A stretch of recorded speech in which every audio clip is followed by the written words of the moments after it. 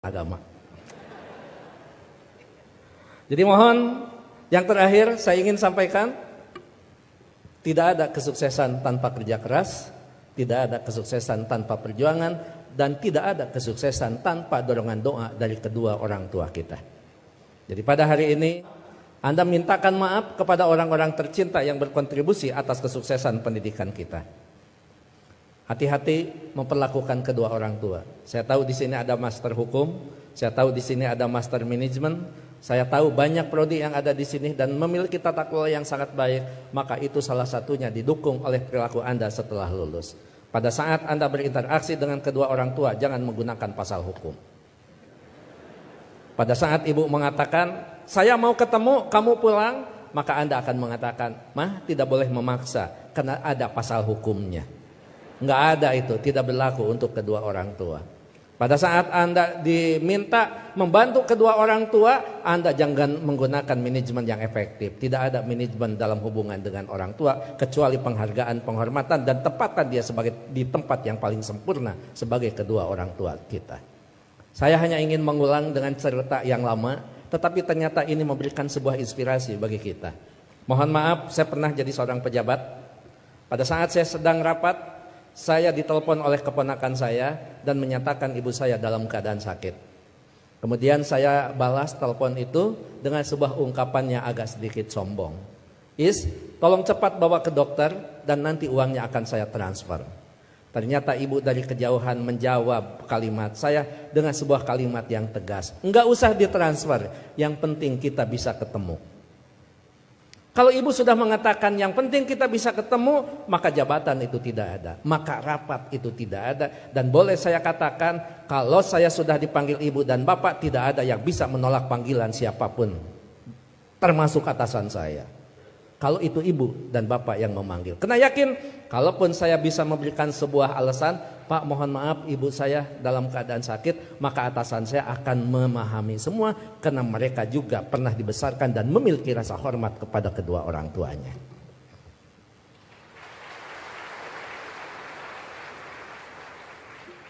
Pukul 8:30 malam saya pulang, dan saya sama seperti Anda, mungkin saya lebih kampung daripada Anda yang hari ini di wisuda.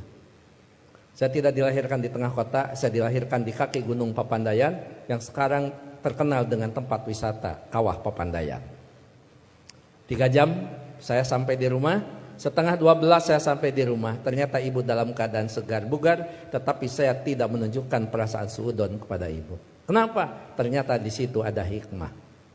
Bagi seorang ibu dan bapak dalam keadaan sakit, kemudian dia menunggu anaknya terkasih dan tersayang, maka pada saat dia bertemu, maka kehadirannya lebih mujarab daripada obat yang diberikan oleh seorang dokter.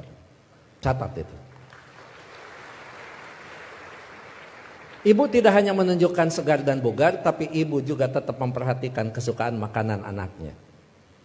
Saya dimasakan sayur kacang merah, saya digorengkan asin peda, saya dibuatkan sambal terasi, dan saya juga dibakarkan pete. 11:30 malam, coba bayangkan ada sayur kacang merah, nasi putih, bakar pete, dan belum peda ditambah sambal terasi.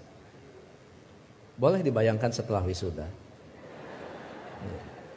11:30 malam saya disuguhi makanan itu, maka tidak ada kalimat yang bisa diucapkan kepada ibu selain mengucapkan terima kasih.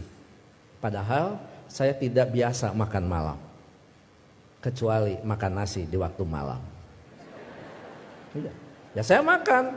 Saya tidak pernah mengatakan, Amah ngapain masak? Kan kata dokter paling tidak 3 jam sebelum tidur kita boleh makan. Ini mau tidur 11:30, ngapain masak? Bagaimana perasaan ibu pada saat seorang anak yang dia tunggu, yang dia masakan, kemudian anak berargumentasi dengan sebuah ilmu di mana ibu tidak paham tentang ilmu itu. Menyakitkan. Iya, saya makan dan saya berdoa mudah-mudahan ini jadi obat. Begitu saya lirik dari sudut mata saya, ibu kelihatan bahagia. Kenapa? Makanan yang dia pasak itu betul-betul dimakan oleh anaknya. Begitu selesai makan, saya mengatakan kepada ibu, Amah mohon maaf, ini makanan sangat enak, terima kasih. tapi mohon maaf besok tidak akan pulang siang karena ada pekerjaan yang tersisa. Kemungkinan saya pulang sebelum sholat subuh. Ibu dengan bijak mengatakan, enggak apa-apa. Yang penting kita sudah ketemu. Sok istirahat. Saya sambil dituntun dibawa ke kamar. Setelah di kamar saya diselimuti. Ibu lupa kalau anaknya adalah seorang profesor. Ayo tepuk tangan. Itulah ibu. Jadi Anda mohon maaf baru juga ahli madya ya.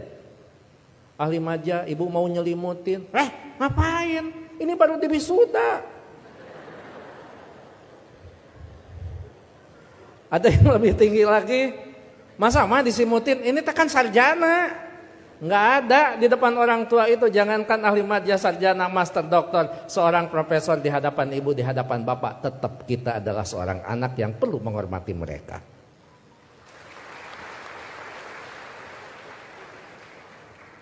Yang paling indah dan paling membuat saya terharu, pada pukul 3 saya bangun, ternyata ibu sudah berdiri di samping saya sambil menepuk bahu saya. Cepat kamu bangun, jangan lupakan sholat sepertiga malam terakhir. Kenapa? Kamu bisa mendapatkan yang semua ini bukan karena kepintaran kamu, jangan-jangan bukan karena kecerdasan kamu, mungkin keberuntungan doa kita dikabulkan oleh Allah Subhanahu wa Ta'ala. Jadi ibu masih khawatir tentang anaknya. Ibu khawatir anaknya merasa pintar sehingga pintar menjadi sebuah kesombongan.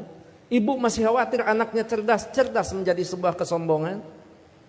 Bahkan melupakan siapa yang menentukan takdir segalanya pada kehidupan kita.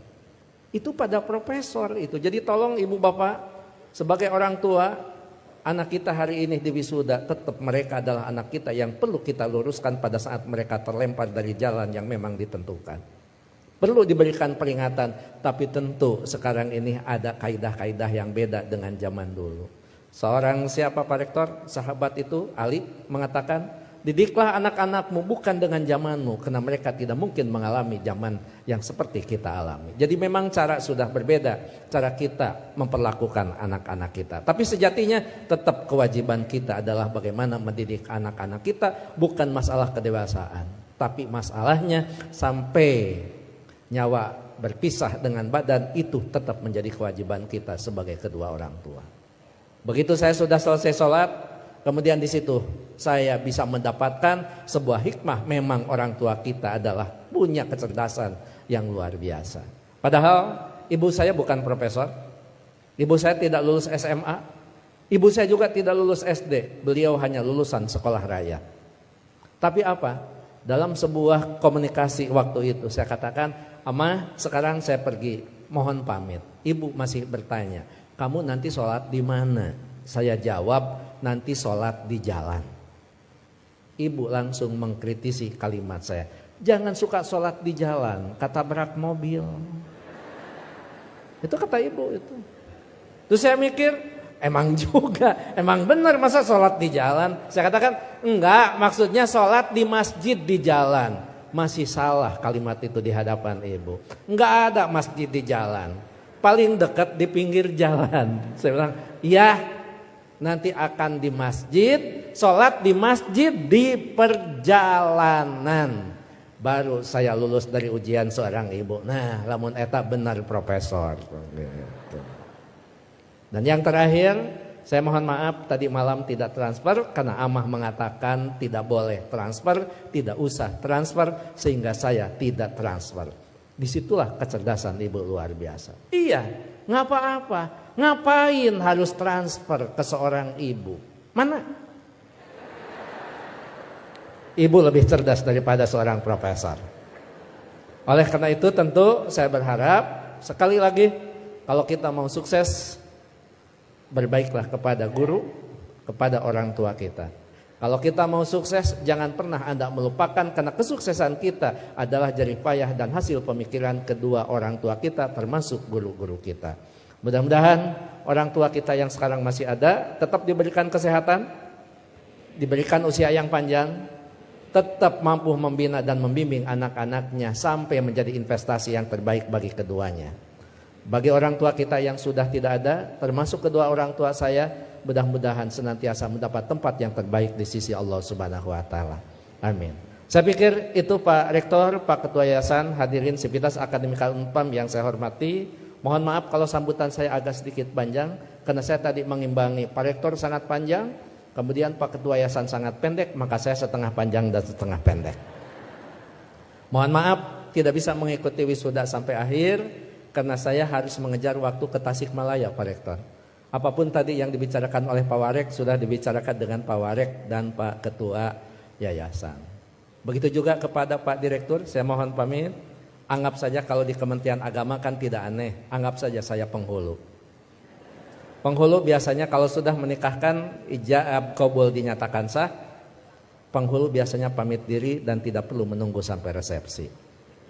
Terakhir, saya tidak akan membacakan pantun, tapi ini ulangan dari wisuda bulan kemarin karena setiap bulan Unpam wisuda. Bahkan Unpam setiap wisudanya juga tidak bisa diganggu karena hari Minggu. Jadi saya tidak bisa menolak undangan Unpam. Gitu. Anda hanya tahu saja yang wisudawan wisudawati. Saya ini mantan aura kasih. Sekian dan terima kasih. Assalamualaikum warahmatullahi wabarakatuh.